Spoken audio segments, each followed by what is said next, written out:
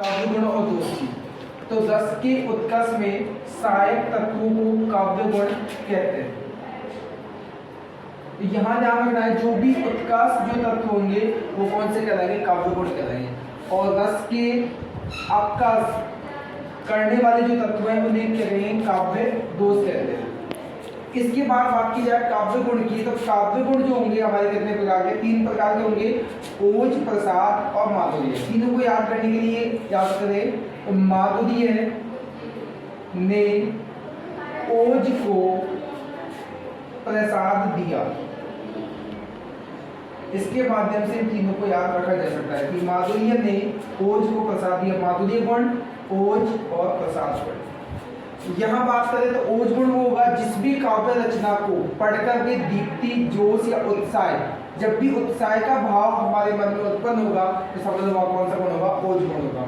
जैसे एग्जांपल की बात करें, मचित चालित ताड़ित भूमः अति प्रचंड प्रभंजन वेग से जलद के दल से दल आ रहे घुमड़ गिरते ब्रज गिरते। यहाँ हमारा कौन सा गुण होगा? ओज गुण होगा।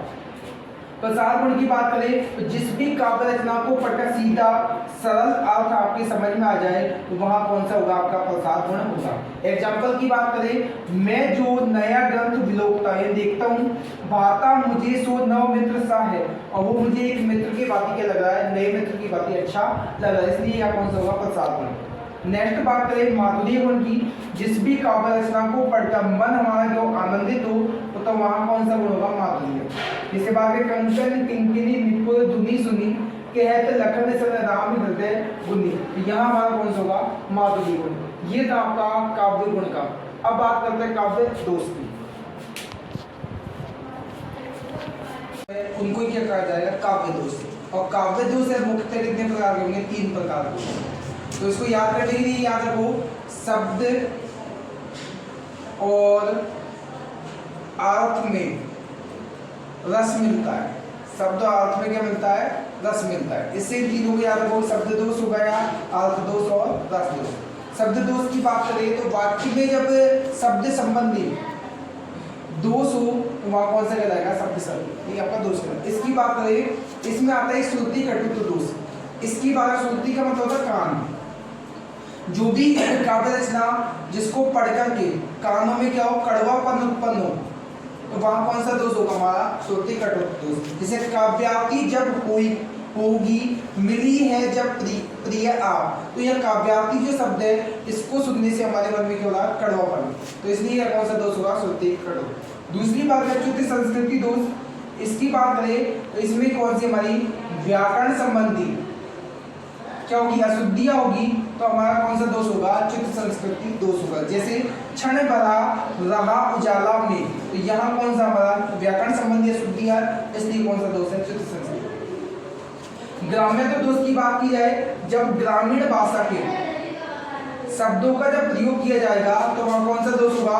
ग्राम्यत्व दोष होगा। जैसे टूटी खाट पर टपकत टटिया टूटी, तो ये शब्द सुनने में हमें क्या अटपटे से लग रहे हैं, इसलिए ग्रामीण भाषा के शब्द है, इसलिए ग्राम्यत्व दोष है। दूसरी बात की जाए अश्लीलत्व दोष। जिस भी काव्य रचना को सुनने पर लज्जा या शर्म आती हो, ठीक है, वहां कौन सा अश्लीलत्व दोष होगा? जैसे रावण के दरबार में स्थित अंगद का पाद, ये पाद जो शब्द है इसको सुनने पर हमें लज्जा हो रही है, इसलिए कौन सा होगा? अश्लीलत्व दोष। नेक्स्ट दोष की बात है क्लिष्टत्व दोष। जिस भी काव्य रचना को सुनकर के जो अर्थ है समझ में नहीं आई या अर्थ को समझने में क्या कठिनाई होगी, वहां कौन सा होगा? हमारा क्लिष्टत्व दोष होगा। जैसे सारंग लई सारंग चलियो सारंग पुण्यो आए, तो इसको जो सारंग शब्द है इसका जो अर्थ निकालने में क्या होगी? या कठिनाई होगी, इसलिए क्लिष्टत्व दोष होगा। न्यून पदत्व दोष की बात की जाए, जिस भी काव्य रचना, न्यून का मतलब कमी, जिस भी काव्य रचना में पदों की क्या होगी? कमी होगी, तो वहां कौन सा होगा? न्यून पदत्व। जैसे जंग छपा कदली हुई बारी, यहाँ भी किसी पद की कमी है, इसलिए कौन सा? न्यून पदत्व। अधिक पदत्व की बात की जाए, अधिक का मतलब अधिक, जिस काव्य रचना में पदों की क्या होगी? अधिकता होगी, तो हमारा कौन सा होगा? अधिक पदत्व। जैसे पुष्प पराग के रंग कर भ्रमर गुंजाता है, तो यह पुष्प फूल और पराग का मतलब ये है पराग की पुष्प, तो यहाँ पर उसको जो शब्द है इसकी अधिकता है। एकर्मत्व की बात की जाए जो क्रम से नहीं हो तो वहाँ कौन सा होगा? एकर्मत्व दोष होगा। जैसे मानुषी भूमि अवन नदी करऊ, तो यहाँ जो ये क्रम से नहीं है, भूमि जो शब्द है पहले होना चाहिए था। इसके बाद जिस क्रम दोष की बात की जाए तो जो जिसके अर्थ को समझने में भी क्या कठिनाई आती हो या फिर जो लज्जा से संबंधित हो, तो जैसे मन की तो क्या चले, तो यहाँ हमारा कौन सा दोष? क्रमत्व दोष होगा। इसके बाद अर्थगत दोष की बात की जाए तो जिसमें वास्तविक अर्थ का पोषक नहीं हो वह कौन सा होगा? अर्थगत दोष होगा। और रस दोष की बात की जाए तो रस के भाव विवाह संचारी भाव होगा और ये विन्यास नहीं होगा तो वह कौन सा होगा? रसगत दोष होगा।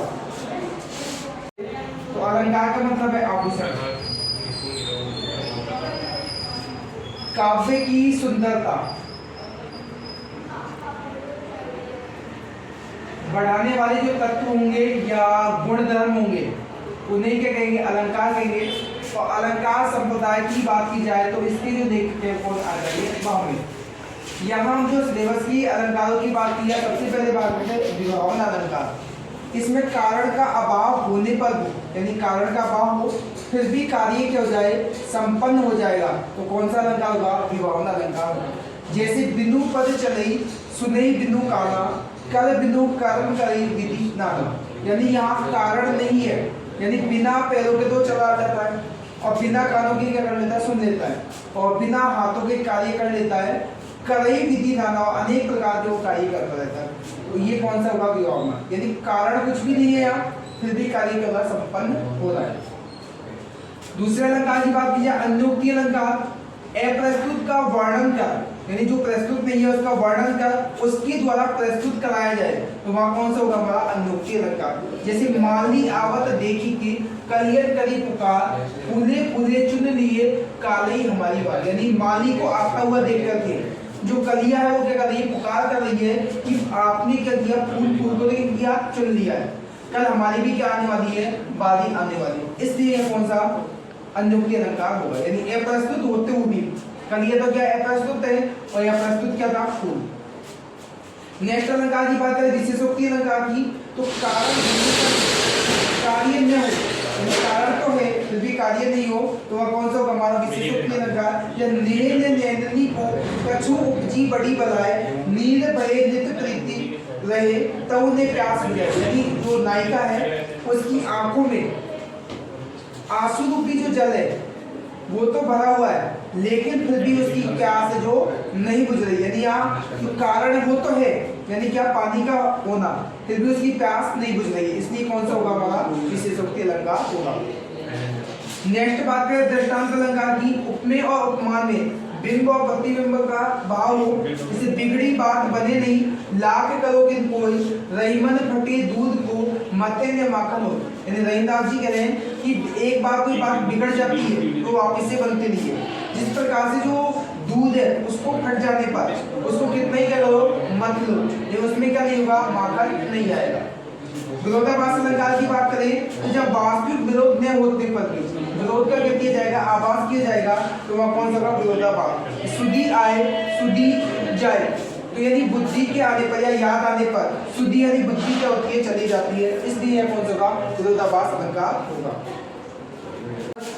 नेक्स्ट की बात करें तो उदाहरण अलंकार, जिसमें किसी बात को कहकर प्रसिद्ध उदाहरण से उसकी क्या की जाएगी?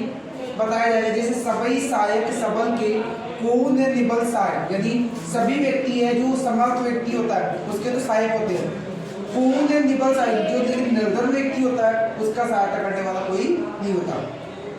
जैसे पवन जगावत आग जो दीपई देत बुझा, यदि पवन है जो क्या करती है? हवा है जो अग्नि को क्या करती है? एक तो बढ़ा देती है, लेकिन वही जो हवा है किसको? दीपई देत बुझा, दीपक को क्या करती है? बुझा देती है, इसलिए यह कौन सा होगा? उदाहरण अलंकार। दूसरी बात की जाए मानवीकरण अलंकार की। अमूर्त भावों का मूर्तिकरण कर पदार्थों का वर्णन किया जाए। जैसे बात करें ऊदो मन नाई 10-20, हे उद्धव कि मन जो कितने नहीं है? 10-20 नहीं है। एक हुतौ सो कहो श्याम संग को आराधे इस, एक मन था वो भी किसके साथ में? श्याम के संग अर्थात श्री कृष्ण के साथ में चला गया, इसलिए कौन सा होगा? मानवीकरण अलंकार होगा। उपमा अलंकार की बात की जाए, उपमेय की जब उपमान से क्या की जाएगी, तुलना की जाएगी, तो वहाँ कौन सा होगा, उपमा अलंकार होगा। इसे उसका मुख चंद्रमा के समान क्या है, सुंदर है। मुख की तुलना किससे की गई है, चंद्रमा से की गई है, इसलिए कौन सा होगा, उपमा अलंकार होगा। नेक्स्ट अलंकार की बात क्या है, रूपक अलंकार है। उपमेय पर उपमान का अभेद रूप से क्या किया जाएगा, आरोप लगाया जाएगा, तो कौन सा होगा, रूपक अलंकार आपका होगा। जैसे अंबर पनघट डुबो रही, ऊषा घट नागरी, तो यहाँ इसका आरोप लगाएगा उपमेय पर उपमान का, इसलिए कौन सा रूपक अलंकार है। उत्प्रेक्ष अलंकार की बात की जाए, उपमेय और उपमान में जब संभावना व्यक्त की जाएगी, तो कौन सा होगा, उत्प्रेक्ष अलंकार होगा। जैसे नेत्र मानो क्या है, कमल है, तो इसकी पहचान के लिए ध्यान रखना, मानो, मनु, जनु, जानो, इनमें से कोई सा भी वर्ड जब मिलेगा तो समझ लेना उत्प्रेक्ष अलंकार होगा। रूपक अलंकार की पहचान के लिए इससे डैश आपको मिलेगा। और उपमा अलंकार की बात की जाए तो इसमें सा, से, सी, इव, सदृश, सम, इनमें से कोई भी अगर वर्ड मिले तो समझ लो वहाँ उपमा अलंकार होगा। उदाहरण अलंकार की बात करते हो, इसमें जो, यथा, जैसे, इनमें से कोई सा भी शब्द जब मिलेगा तो वहाँ उदाहरण अलंकार होगा। और मानवीकरण की बात की जाए तो प्रकृति से जब तुलना की जाए तो वहाँ कौन सा होगा, मानवीकरण अलंकार आपका होगा। साइड हो जाओ। इनके द्वारा जो लिखा गया जो ग्रंथ था वो था छंद शास्त्र के दो, या उसे पिंगल सूत्र के नाम से भी उसे जाना जाता है। अगर परिभाषा की बात की जाए तो अक्षरों के परिमाण और संख्यात्मक वर्णों की सत्ता नहीं तो उसे क्या कहते हैं, छंद कहेंगे। और छंद की बात की जाए तो छंद हमारे दो प्रकार के हैं, एक तो मात्रिक छंद और एक कौन सा होगा, वर्णिक छंद। मात्रिक छंद में तो मात्राओं की गणना की जाएगी, और वर्णिक छंद में किसकी, वर्णों की गणना की जाएगी। मात्रिक छंद ये तीन प्रकार का होगा हमारा, एक तो होगा सममात्रिक, एक होगा हमारा अर्ध सममात्रिक और एक होगा विषम। सममात्रिक के जो चारों चरण होंगे उनमें प्रत्येक पंक्ति में समान मात्राएं होंगी, और अर्ध सम में बात करें तो पहले और तीसरे में और दूसरे और चौथे में क्या होगी, समान मात्राएं होगी। और विषम की बात की जाए तो चारों चरणों में अलग अलग मात्राएं होंगी। इसके बाद अगर हम बात करें गण की बात करें तो तीन वर्णों के समूह को हम गण कहेंगे। और मात्रा की बात की जाए तो उच्चारण काल में लगने वाला जो समय होता है उसे मात्रा कहते हैं। और जो ये मात्रा का जो दिया गया था मुर्गे की आवाज के द्वारा इसको दिया गया था। और जैसे हम बात करें तो मुर्गा जो बोलता है कुकड़ू कु बोलता है, तो इसमें हमारा सबसे पहले निस्वर, ये दीर्घ और ये कौन सा प्रतीक स्वर का भाव बोध होता है। इसकी बात की जाए गणचिन्ह लगाने का सूत्र जो हमारा यमाता राज भान सलगा, या काफी जगह आपको सलगम भी लिखा मिलता है, तो ये भी ध्यान रखना। चरण पद की बात की जाए, छंद की पंक्ति को क्या कहते हैं, चरण या पद के नाम से भी इसे जाना जाता है। और बात की जाए गति की बात की जाए, छंद को प्रभावपूर्ण ढंग से पढ़ने का जो तरीका होगा वही क्या कहता है, गति कहलाएगा। और छंद के चरणों के अंत में जो ध्वनि होगी उसे तुक कहेंगे। और जो हमारे गणचिन्ह लगाने का जो फॉर्मूला रहेगा, जो हमारे ये यमाता राज भान सलगा, इसमें बात की जाए तो जिन वर्णों के लास्ट में ए, ई और उ और री इनका जो स्वर आएंगे तो वहां तो हमें लघु लगाना है। बाकी जगह हमें आ, बड़ी, उ, ए, ऐ, ओ, औ, अंग और ए, इनके साथ में हमें क्या करना है, एस लगाना है। इसके साथ में संयुक्त अक्षर होने पर और एक हमें पद के अंत में भी क्या करना है, एस लगाना होगा, यानी गुरु लगाना होगा। गणचिन्हों की संख्या की बात की जाए तो गणचिन्हों की संख्या 8 होगी। और जो हमारे गण है, ये से हमारा यगण होगा, मैं के आगे गण लगाया तो मगण हो गया, तय के आगे लगाओगे तो तगण। जैसे ये से यगण, मैं से हो गया हमारा मगण, तय से लगाओगे तो कौन सा, तगण हो जाएगा। रे से लगाओगे तो रगण, जैसे लगाओगे तो जगण हो जाएगा।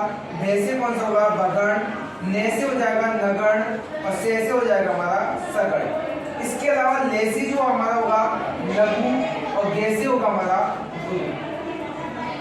यहाँ सबसे पहले जो गणचिन्ह जो लगाओगे आप इसी सूत्र पर लगाओ, जैसे यगण को लगाइए पे लघु गुरु गुरु गुरु लघु गुरु लघु लघु लघु और गुरु। अब यहाँ से तीन तीन वर्णों को एक को उठाया जाएगा और एक हमारा गण बनता चलेगा। जैसे यगण की स्थिति की बात करें तो यगण की स्थिति हो जाएगी वन, ये मगण की बात करें तो इसमें तीनों एस आ जाएंगे हमारे। तगड़ की बात की जाए तो एस एस वन हो जाएगा। रगड़ की बात करें तो एस वन एस हो जाएगा। और जगड़ की बात करें तो वन एस वन हो जाएगा। बगड़ की बात करें तो एस वन वन। और नगड़ की बात करें तीनों लघु हो जाएंगे। और सगड़ की बात करें तो लघु लघु और एस हो जाएगा। ये हमारे गणों की स्थिति है। छंद की बात करें, सबसे पहले हमारे चौपाई छंद दिए गया है। इसमें चार चौपाइयां होंगी, चार पंक्तियां होंगी, ठीक है। इसका जो लक्षण है कल 16 जय तय अंत दीजिए, यानी इसमें 16 मात्राएं होंगी प्रत्येक पंक्ति में। और अंत में क्या होगा, गुरु और लघु नहीं आता है इसमें। जैसे रघुकुल रीति सदा चली आई, प्राण जाए पर वचन दे जाए। सबसे पहले इसमें गण चिन्ह लगा के देखोगे, यहाँ वन लघु लघु लघु गुरु लघु लघु गुरु लघु लघु गुरु और गुरु। ये हमारी स्थिति रहेगी। इसको काउंट करने पर सुदाम जी 1 2 3 4 तो 6 7 8 10 11 12 2 14 2 16। अगर इसमें 16 आ रही है तो ये हमारा कौन सा चौपाई छंद होगा। इसके बाद लोला की बात की जाए, इसमें 24 मात्राएं होंगी। 11 और 13 मात्राओं पर क्या होगी, यति होगी।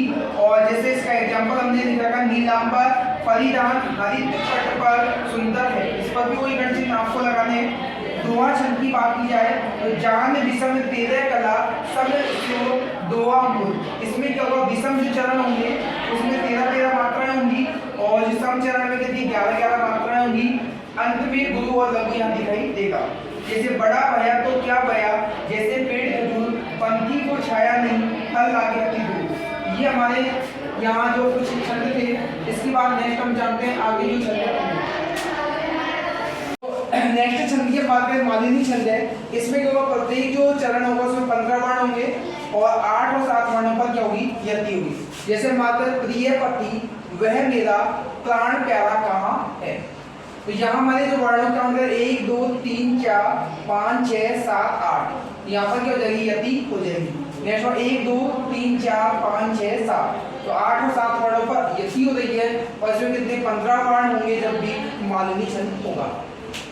नेक्स्ट की बात करें, बसंत का की बात की जाए तो बसंत का के प्रत्येक चरण में कितने वर्ण होंगे, 14 वर्ण होंगे। और पद के अंत में क्योंकि यति होगी। जैसे अगर हम बात करें जब की थे दीप्ते परम वृद्ध नितांत रोगी, इसमें बात की जाए तो 1 2 3 4 5 6 7 8 9 10 11 12 13 14 वर्ण कौन सा होगा, बसंत का। लाला की बात की जाए तो ये अर्ध सम है।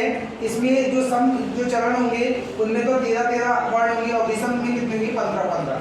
जैसे उसकी विचारधारा धरा के धर्मों में है वही, सभ्य सार्वभौम सिद्धांत का आदि प्रवर्तक है वही। इस पर गण चिन्ह लगा दोगे।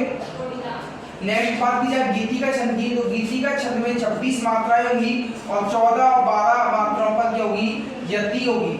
जैसे हम बात करें, हे प्रभु आनंद दाता ज्ञान हमको दीजिए, इस पर वही आपको गण चिन्ह लगाने और आपकी 26 मात्राएं इसमें आनी चाहिए। हरि गीतिका की बात की जाए तो गीति का जो छंद था इसमें कितनी थी, हमारी 26 मात्राएं थी। इसमें आगे हरि और जोड़ दिया तो इसकी कितनी 2, 26 और 2 जोड़ने पर कितने होंगे, 28। तो इसमें 28 मात्राएं होंगी। 16 और 12 पर क्या होगी, यति होगी। जैसे बात करें, कोई ने मेरे राज्य में भूखा तथा नंगा रहे, इस पर वही आपको मात्रा गण चिन्ह लगाने हैं। और गण चिन्ह लगाने पर इसको पढ़ते समय बीच में क्या 16 और 12 पर क्या लेनी है, यति लेनी है। ये था आपके छंद का टॉपिक।